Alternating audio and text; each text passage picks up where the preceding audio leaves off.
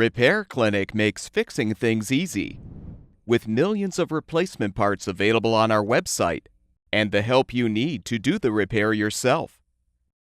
Since we encourage you to perform this procedure safely, a warning icon will appear when you should use caution.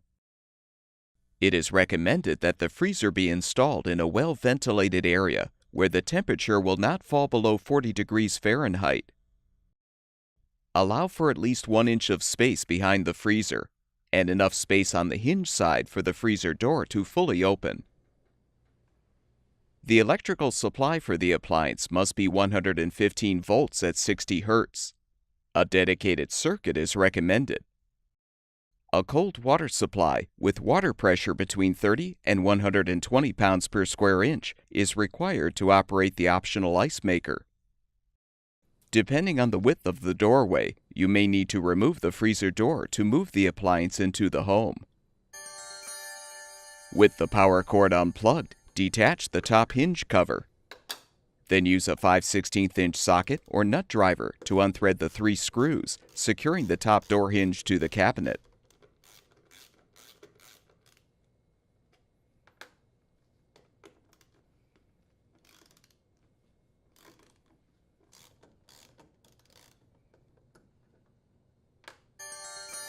With the top hinge detached, lift the door straight up off the bottom hinge and rest the door on a towel or blanket.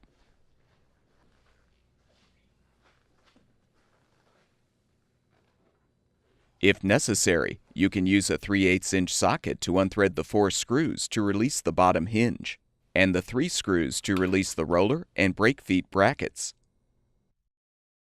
Before you reinstall the door, confirm that the washer is intact on the hinge pin. Then align the door on the pin.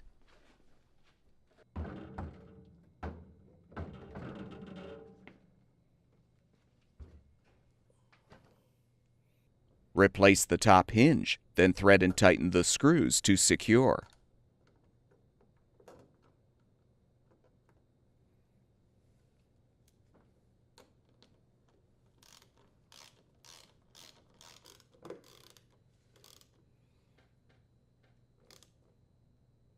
Snap the hinge cover into place.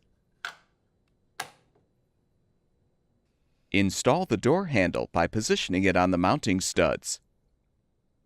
Keep the handle base flush with the door as you insert the provided hex key into the upper hole and rotate the set screw clockwise until it begins to contact the mounting stud. Engage the lower set screw in the same fashion. Now fully tighten both set screws.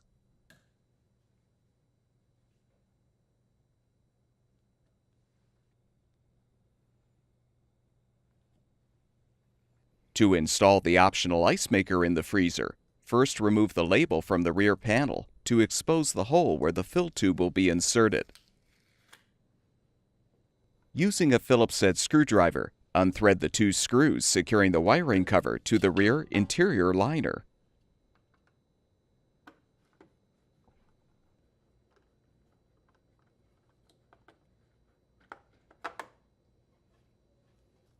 You can use needle nose pliers to help pull out the foam insert from the fill tube channel, as well as release the icemaker wire connector.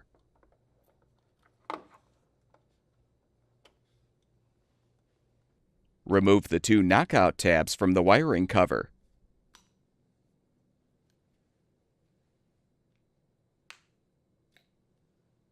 Clear any insulation away from the fill tube channel. Now slide the round foam gasket over the end of the fill tube. Insert the fill tube into the channel with the spout facing down. Use 2 1/2-inch hex head sheet metal screws to secure the fill tube to the rear panel.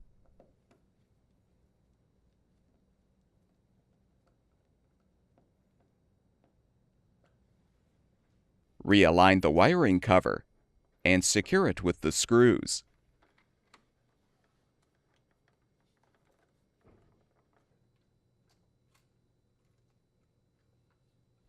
Next, peel the backing from the two tubing retaining clips to expose the adhesive. Space the clips on the right side of the rear panel near the middle.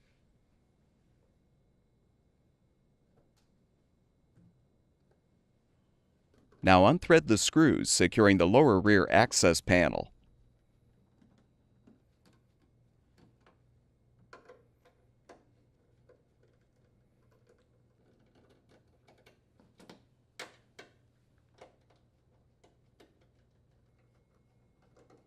Set the panel aside. Detach the water inlet valve wire connector from the side of the cabinet. Now install the water inlet valve by first connecting the wire connector to the solenoid. Align the valve bracket on the frame, then thread and tighten the two 1/2-inch hex head screws to secure.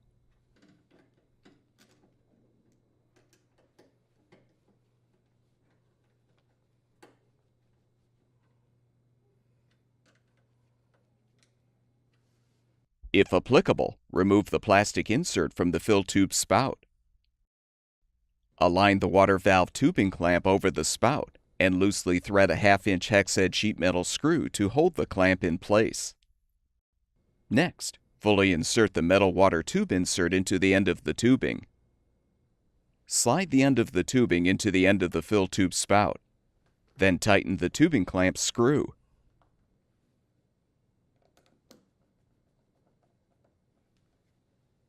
With the tubing leading straight down from the fill tube, press the tubing into the two retaining clips.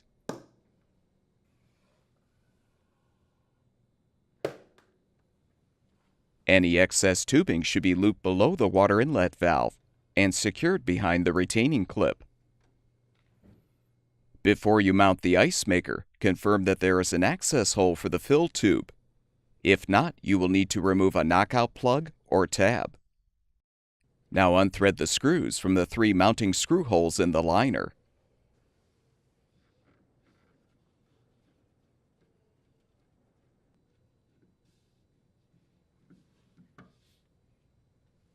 Thread 3/4-inch hex head sheet metal screws in the top holes, allowing them to protrude out far enough to be able to hang the ice maker on them.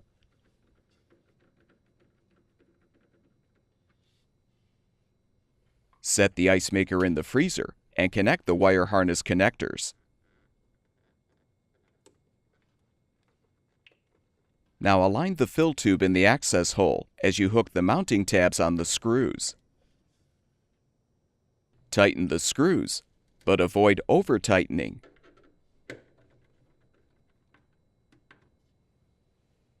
Now thread and tighten a 1/2-inch hex head sheet metal screw to secure the ice maker's bottom mounting bracket.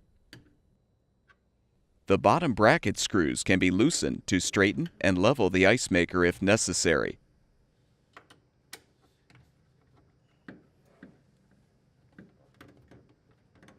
Once level, retighten the screws.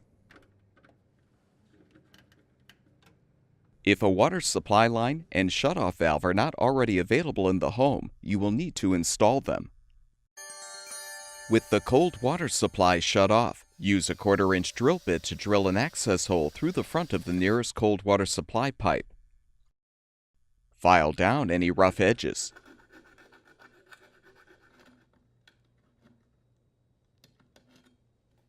Now thread the shutoff valve into the front pipe bracket and tighten by hand. Use a wrench to turn the valve an additional 1/8 turn to fully secure. Slide the rubber seal gasket over the shutoff valve's pilot tube. Insert the pilot tube into the hole in the water pipe. Position the rear pipe bracket, then insert the screws through the brackets and thread on the mounting nuts.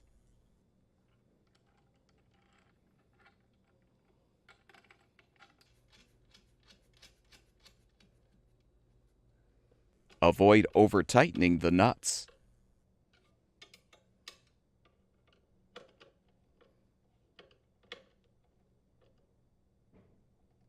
After ensuring the end of the copper tubing is cut evenly and cleanly, slide on a compression nut and a compression sleeve. Now fully insert the tubing into the outlet connector on the shutoff valve. Thread and hand tighten the compression nut. Use a wrench to tighten the nut one additional turn. Make sure the opposite end of the tubing is cut evenly and cleanly. With the cold water supply turned on, rotate the T-handle on the shutoff valve counterclockwise to fully open and flush out the copper tubing. After a few seconds, shut off the valve and clear the tubing of water.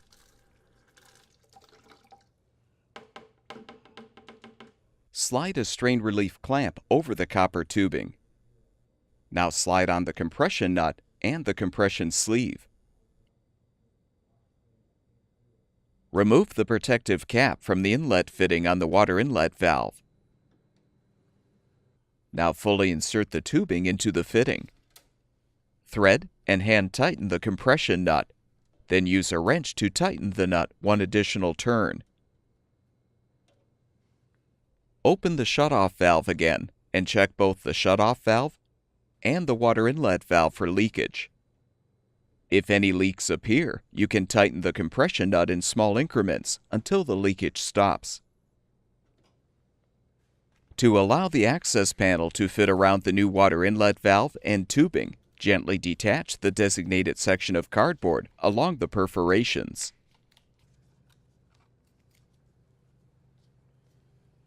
Replace the access panel and secure it with the screws.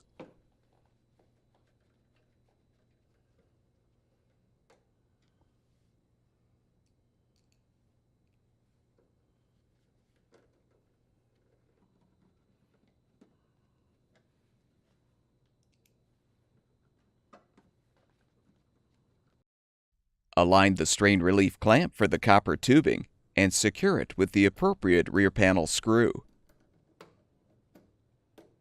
The excess copper tubing should be looped, allowing it to easily fold and unfold so the freezer can be moved without straining the connections. Using a Phillips head screwdriver, unthread the screws securing the base grill.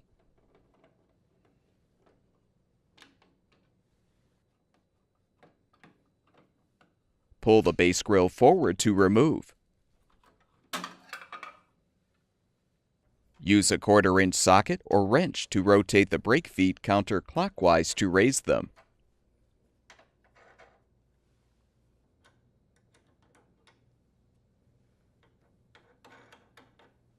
You can now move the freezer to its final location.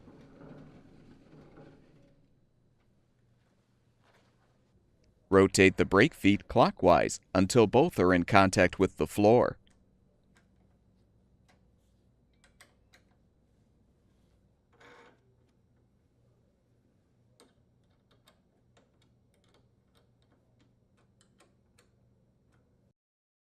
To allow the door to close more easily or to prevent the door from popping open, you can raise the front of the appliance by extending both brake feet equally.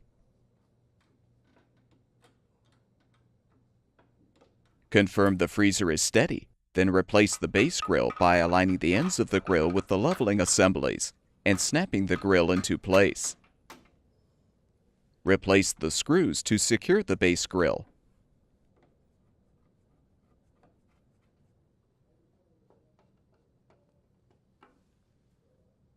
Plug the power cord into the electrical outlet, and the freezer should be ready for use. At Repair Clinic, we make fixing things easy. Thank you for supporting the production of these videos by purchasing your parts from our website.